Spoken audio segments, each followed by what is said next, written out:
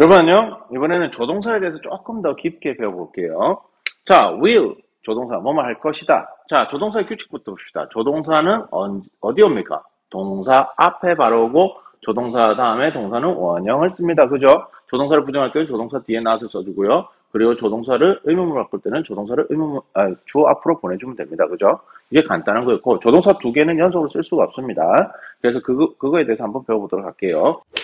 will은 뭐뭐 할 것이다 라고 했죠. 이때 바꿔 쓸 수 있는 게 뭐다? be going to로 바꿔 쓸 수 있었습니다. 그죠? 그래서 I will go 이렇게 됐다고 칩시다. 그러면 이때 I will을 줄여서 I'll 이렇게 줄일 수 있었죠. 이것도 줄이는 것도 기억해 두시고 자, I'll go 이렇게 쓸 수가 있습니다. 자, 그러면 will 대신에 바꿔 쓰면 어떻게 됩니까? I am going to 여기까지 be going to go 그리고 동사원인 go는 그대로 내려옵니다. go 돼야 됩니다. 아시겠죠? 간단하죠? 자, can 뭐뭐 할 수 있다죠. 그죠? can 같은 경우에는 자, will not을 줄여서 우리는 want가 있다는 거 이거 기억을 해야 되고 자, can은 cannot을 줄여서 그냥 이대로 붙여 써도 됩니다. cannot 붙여 써도 되고 어떻게 줄입니까? can't 이렇게 줄여 쓰는 거 기억나죠? 자, can은 뭐뭐 할 수 있다, 뭐뭐 해주시겠어요? 이런 의미로 쓰이죠. 그래서 can은 뭐뭐 할 수 있다라고 할 때 be able to로 바꿔 쓸 수 있습니다. 자, 그러면 이렇게 됐습니다. I will, can do it. 나는 그것을 할 수 있을 것이다 라고 말을 하고 싶은데 조동사 두 개가 연속으로 왔죠. 이때 하나를 바꿔주면 됩니다. 이거를 뭘로 바꿔주면 돼요? be able to로 바꿔 쓰면 됩니다. 그럼 어떻게 돼요? I will be able to do it. 나는 그것을 할 수 있을 것이다. 이렇게 바꿔 쓸 수가 있습니다. 자, 그러면 may는 어떤 뜻이 있습니까? may는 두 가지가 있었죠. 허락과 추측이 있었죠. 자, 그녀는 부자일지도 모른다. 추측이 되죠. 그죠?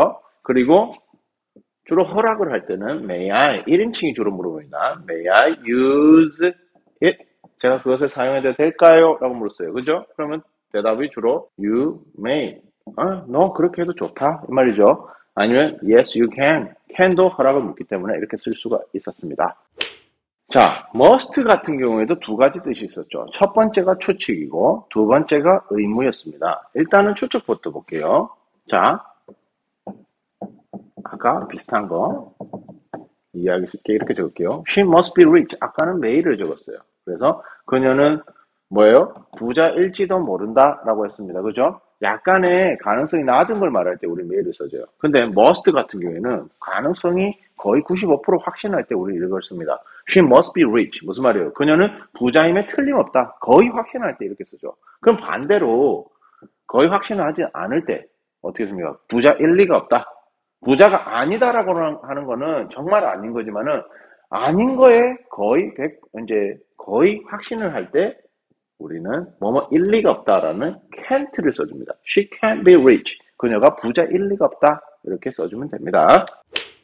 자, 그리고 must가 의무로 나타낼 때 우리는 뭐뭐 해야 한다죠. have to도 뭐뭐 해야 한답니다. should도 뭐뭐 해야 한다예요. 근데 이 세 가지의 차이를 알고 있어야 돼요.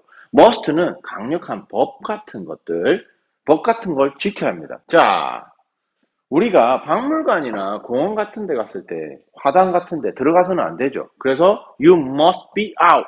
자, 이렇게 대문자로 써가지고 일부러 진하게 써서 자, 무슨 말이에요? 반드시 법 같은 걸 지켜야 한다 이 말입니다. 알겠죠? 그리고 자, must not은 뭐뭐 해서는 절대 안 된다 이 말입니다. 법 같은 거 말할 때. 그래서 you must not be here. 당신은 여기 있어서는 안 됩니다. 그러니까 나가라 이 소리죠. 법 같은 거 꼭 지켜야 할 때 우리는 must를 이렇게 써주고요. 자, have to는 객관적으로 이 일을 해야 하는 상황입니다. 자, you have to go to work. 당신은 일을 하러 가야 합니다. 이렇게 돼 있어요. 그죠? 자, 객관적인 거예요. 자, should 같은 경우는 주관적인 거예요. 주관적인 거. 너 뭐만 하는 게 좋겠다. 너 뭐만 하는 게 좋겠다. 우리나라 말로 하면 주로 이렇게 되죠. 자, you should study hard. 무슨 말이에요? 너 공부 열심히 하는 게 좋겠다. 공부 열심히 해야 돼. 이렇게 조언할 때 많이 씁니다. 자, 공부라는 건 사실 안 해도 되죠. 근데 하는 게 좋겠다는 건 이 사람의 생각입니다. 그죠? 주관적인 생각이 담겨있기 때문에 should는 주관적인 뜻을 담습니다. 자, 그런데 재밌는 일이 일어납니다. 부정을 했을 때 이거는 어떻게 됩니까? must not. 반드시 뭐뭐 해서는 안 된다라는 뜻이죠. 자, 우리는 should not을 줄여서 shouldn't로 많이 씁니다. shouldn't. 이 두 개는 이제 shouldn't는 should일 때는 주관적이었죠. 근데 부정이 되면 의미가 은근히 강해집니다. 너 뭐뭐 해서는 안 돼. You shouldn't do it. 이렇게. 너는 그것을 해서는 안 돼. 이렇게. must not은 복 같은 거 완전히 해서는 안 돼. 이렇게 됩니다. 근데 have to가 재밌는 녀석이죠. have to가 부정이 되게 되면 have가 일반 동사이기 때문에 don't have to. 자, don't have to는 무슨 말이냐면 뭐뭐 할 필요가 없다라는 뜻이 돼버립니다. 해서는 안 된다가 아니에요. 뭐뭐 할 필요가 없다라는 뜻이 되기 때문에 우리는 don't need to로 바꿨을 수도 있어요. don't have to는 뭐뭐 할 필요가 없다. 자, 우리가 지금 일요일이에요. 학교 갈 필요 있어요? 없어요? 없죠. You don't have to go to school. 뭔 말이에요? 너는 학교에 갈 필요가 없어. 이런 말을 하게 되는 거죠. 그래서 뭐뭐 할 필요가 없다가 되기 때문에 부정일 때는 don't need to로도 바꿨을 수 있다는 거. 이거 꼭 기억하실게요.